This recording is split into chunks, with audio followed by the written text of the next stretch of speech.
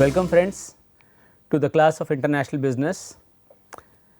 In the last lecture we had started discussing about the impact of marketing on international business.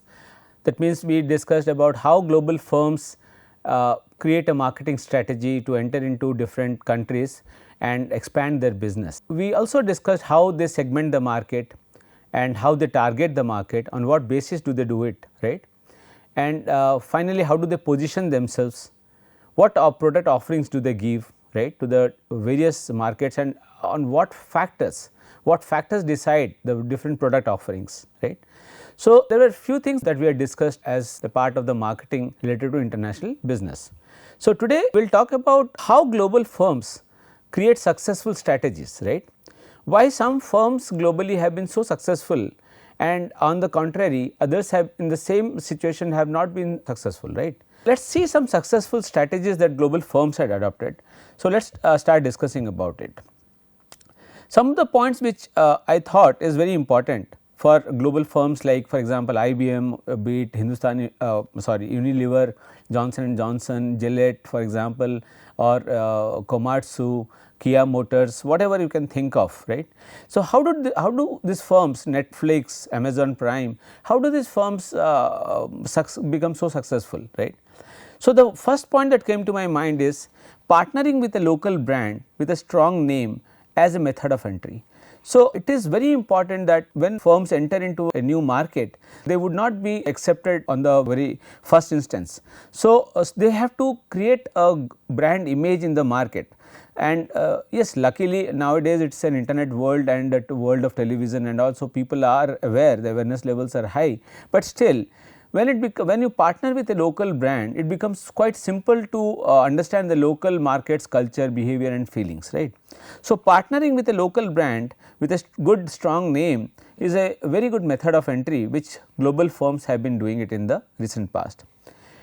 Adapting a meaningful and easily recognizable local name. Sometimes there is a lot of interesting humorous cases in at least the field of international marketing, where companies have been into a fix or a difficult situation just because their names were not palatable or their names were not easy to pronounce by the local people in a new country.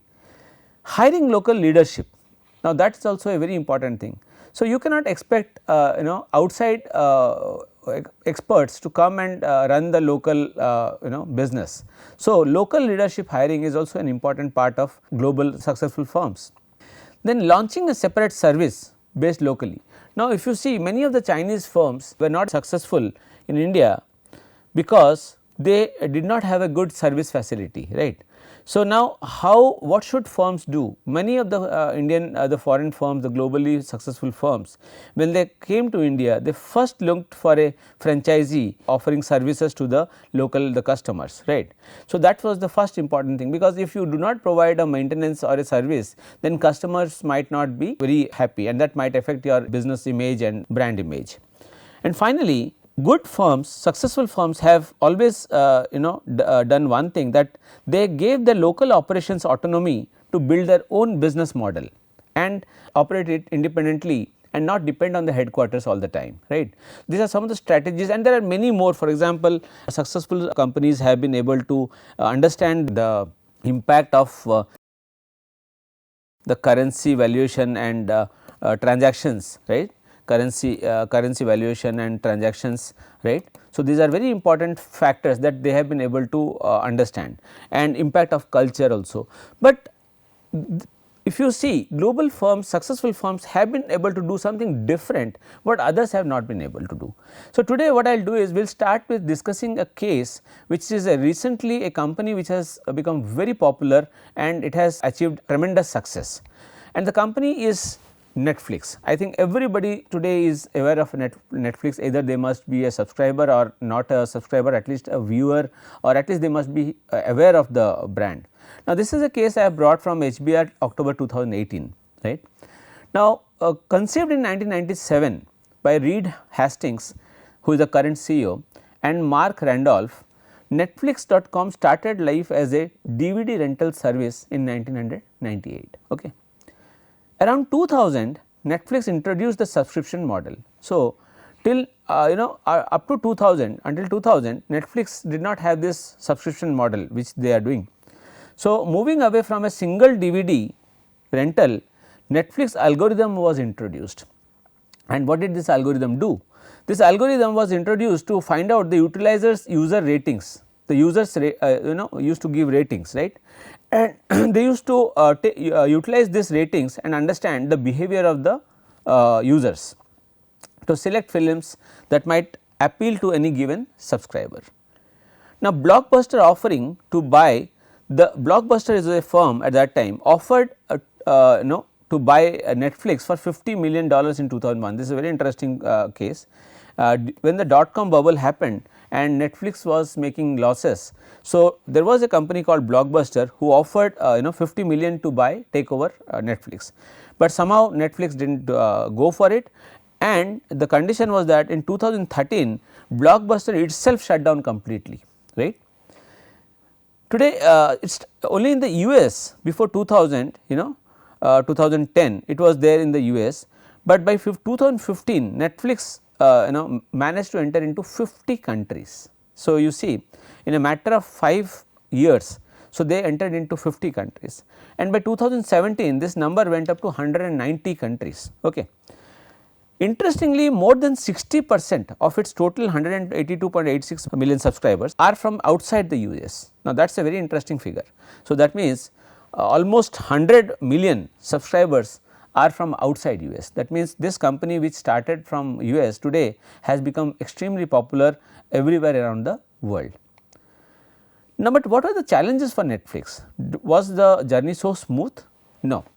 So, Netflix had some challenges. For example, secure content deals region by region. So, the contents have to they had to develop according to the region, the countries, and they had to face a diverse set of national regulatory restrictions. For example, the restrictions depends on the culture of the country. For in India, what you define it as adult or what you define it for universally for everybody is different from for what it is in Europe, right. So, the restrictions, the censor boards effect is much larger.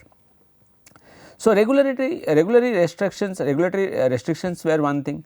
Largely international subscribers, right, many of whom are not fluent in English. So, Netflix as it started from US, obviously the most important language was English, and all the products that they had, the movies or serials that they used to make were largely in English. But now they had to change to a local dialect. So, whichever country they went in, they wanted to make it according to the local language. So, that was another challenge. And another interesting problem was that many potential subscribers were accustomed to free content. Now, in India also it was for a very long time, and they were hesitant to pay for streaming the services of Netflix, right. In addition to all this, there was competition, right. So, competition was brewing in. For example, there is Amazon, there is Hotstar, there are many more streaming companies which are coming in. In spite of all this, you see Netflix with its global reach has more subscribers worldwide than all other pure streaming services, almost, right. How did this happen? What did Netflix do to be successful in its business? So, it is a brilliant case of international business, right. How did this company manage when others were in the same condition and there were large players like Amazon, Hotstar and all, but they could not be so successful as Netflix was. So, what happened? So, a 3-stage expansion process was taken up by Netflix into new markets. So, first what was it? In the first stage, it carefully selected its initial adjacent markets in terms of geography and psychic distance. Psychic distance means the mental distance. Some people feel that we are close to some countries or the people in some countries rather than your neighbor. So, this is not as a physical distance, but as mental distance. For example, its earliest international expansion in 2010 was to Canada, which is geographically close and shares many similarities with the United States. Now, whatever learning they got from Canada, then they used to move further. So, Netflix was thus able to develop its internationalization capabilities in locations where the challenges of foreignness were less acute, obviously because they were getting into the markets which was very adjacent and close to them and people were accepting them. So, there was no issue of foreignness or not accepting them. In doing so, the company learned how to expand and enhance its core capabilities beyond its home market, right. Now, what did they do in the second stage? So, in the second stage, the choice of those markets was influenced by the degree of attractiveness, such as from shared similarities, the presence of affluent rich consumers and availability of broadband, good broadband, internet broadband. In this second phase, it helped Netflix to continue learning about internationalization and partnering with the local stakeholders. So, during this stage, they started partnering with the local stakeholders while also growing its revenue. So, they helped the local stakeholders who could not expand their business, and they helped them to sell their stuff products in the international market also, though they have supported the local stakeholders also. Since this phase involved expanding into more distant markets, it was supported by investments in content geared towards the preferences of those geographies. Now, suppose they went to, let us say, Malaysia. So, they developed it according to the preferences of the Malaysian people, right. They came to India, they developed it according to the local content, that means the content was localized, right. As well as technological investments in big data and analytics was highly done to understand the behavior of the consumer. So, what was the consumer doing, how, what was he largely watching, and what was his patterns, was it watching a full complete movie at one time, or a documentary, or a kind of kids section, or was it watching it in parts. So, what was he doing, right. The third stage, Netflix focused on adding more languages. So, including subtitles. So, there are many movies and serials which are very famous, but the language might not be in the one which you can understand. So, they added subtitles for almost all of them, right. Optimizing its personalization algorithms for a global library of content and expanding its support for a range of device. Not only they added subtitles, but they made it so that it would support for a range of device like like mobile, laptops, desktops, you can tablets, anything, right. And the operation and payment partnerships also they added that. So, by doing all this, Netflix really got a good hold on the consumer, right. They were very much satisfied with it. Central to its success in the new format was the algorithm. What was the central the main reason for the success? The algorithm which helped in tracking the behavior of the user, that helped to steer users towards the content that they would most enjoy. So, what are the consumers most enjoying? Accordingly, they would develop the content. Recognizing that in some parts of the world, particularly emerging and developing economies, mobile is the primary way of accessing the internet, Netflix began placing a greater emphasis on improving its mobile experience, including the sign-ups, credentials and authentication, the user interface and streaming efficiency for cellular networks. It has been developing relationship with device manufacturers, mobile and TV operators and internet service providers as well. In some countries, Netflix has come into an agreement with companies of TV manufacturer and device manufacturers that one of the buttons they would keep for Netflix. So, if somebody presses the button, so he can watch Netflix directly on the TV or somewhere.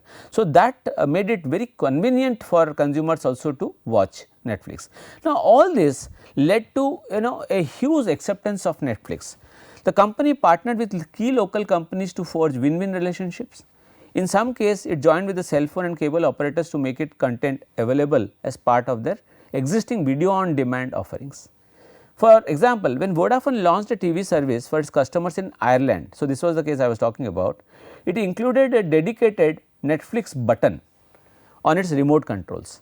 More recently, Netflix announced deals with Telefonica in Spain and Latin America and with KDDI in Japan. So, all this by partnering with all kind of service providers who were some or the other way related to the streaming business, Netflix made a big entry into the international business in different countries. Okay. One more thing Netflix did was, another differentiator was in 2012. It brought in original contents. Now, they did not depend on only streaming of existing movies, they brought their own original content.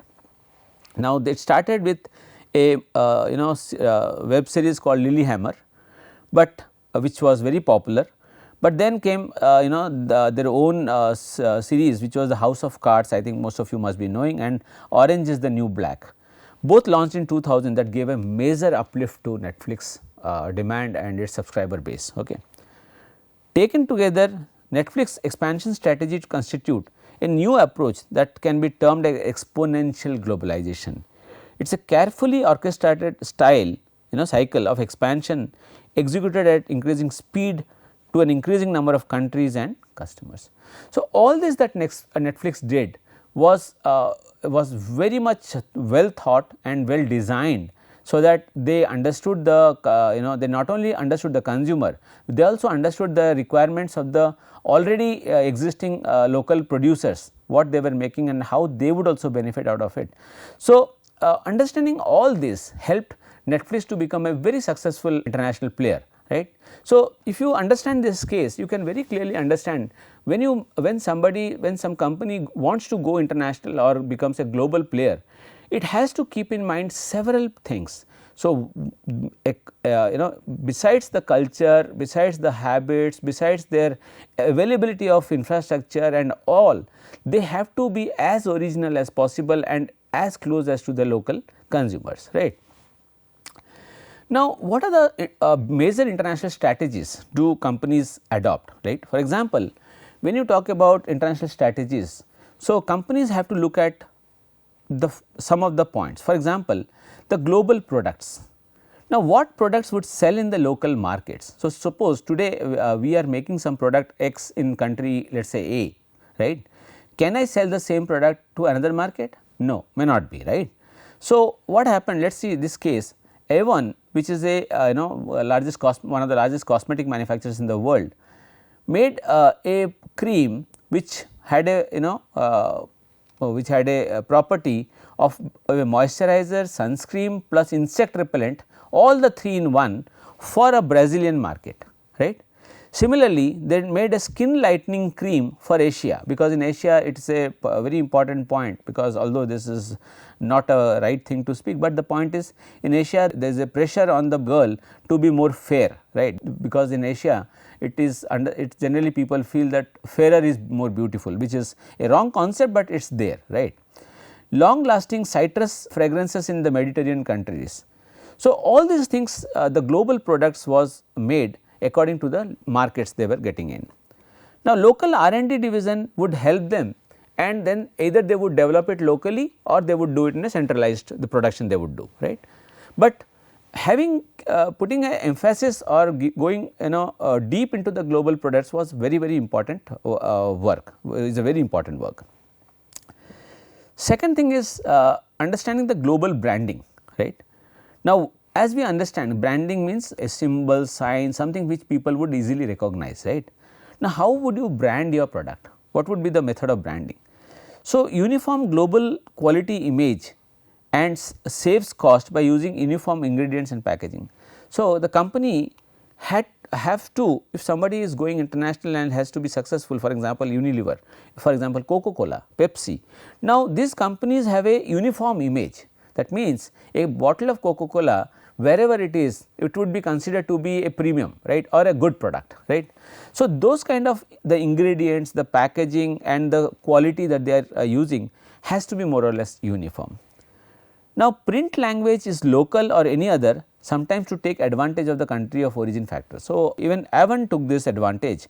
So, what they did is, in some of the countries, for example, let us say this country of origin factor becomes very important when you come to international business. For example, let us see somebody wants to purchase a engineering equipment. Now, the point is, when you talk about engineering equipments or machineries, the first country that comes to your mind is Japan or Germany, right. So, what kind of how do you manage this country of origin factor, and the print language which is on the labeling? Sometimes companies, instead of doing it in the local language, they deliberately keep it in the language of the country of origin, and as well as they add the local language. So, that is done in order to create a good image in the mind of the consumer. And more or less the third point is to improve the brand image, companies are showing the environmental concern and social responsibility. Now, I will give you several examples. For example, Procter and Gamble is involved in social causes, for example, educate a girl child, right, and it says 1 rupee of its 1% or 1 rupee, I do not remember, but a small significant portion of its profit goes to the education for of the girl childs, right. So, what is the concern for environment? So, as I said in one of the classes that Apple uses a lot of recyclable material, so that there is not much of pressure on the environment. So, companies are working on it to look more to create a good brand image and look more concerned for the environment and society, right. The other three factors part of the international business and international strategy is the global pricing, promotion and distribution. So, when you talk about global pricing, prices are set as per the local market conditions and strategic objectives, but this creates sometimes illicit selling across countries, the contraband theory, right. Now, different for example, as per the local market conditions, when somebody makes a product, suppose a product is priced X in country A and Y in country B, and X is little less and Y is more, then automatically what will happen is Y in people from the marketers from country B, Y or B will try to get the product from X if in the trade off they are making a profit, right. So, it could be like a kind of illicit business smuggling kind of activity which might grow, right. So, how do you keep a price balance is also equally important, which marketers need to understand in the international business. Again, global promotion, it is not simple that you whatever you do you can just dispose it or sell it in the other markets. Even when you talk about promotion, the promotion depends, promotion is to catch the customer's attraction. Now, when you are selling a new product, you want to accelerate the sales in the fast growing markets. So, in such a condition you have to look at the cost of promotion and the cultural differences, right, and how do you promote them in the international arena. So, the promotion that you can think of doing it in the way you can do it in Europe, it is not possible that the same would be accepted in maybe the Arabian nations, right, or the African countries. So, that varies from people to people, again tradition to tradition. And finally, when you talk about the global distribution strategy, the independent representatives, the mail order business, direct sales, commission agents, supply chain issues, infrastructure and logistical challenges. So, there are several issues as a part of the international strategy that a marketer or a firm has to look into to be successful in the international business. So, today I will wind up here and we will continue in the next lecture, we will continue this in the next lecture, right. So, thank you very much for today.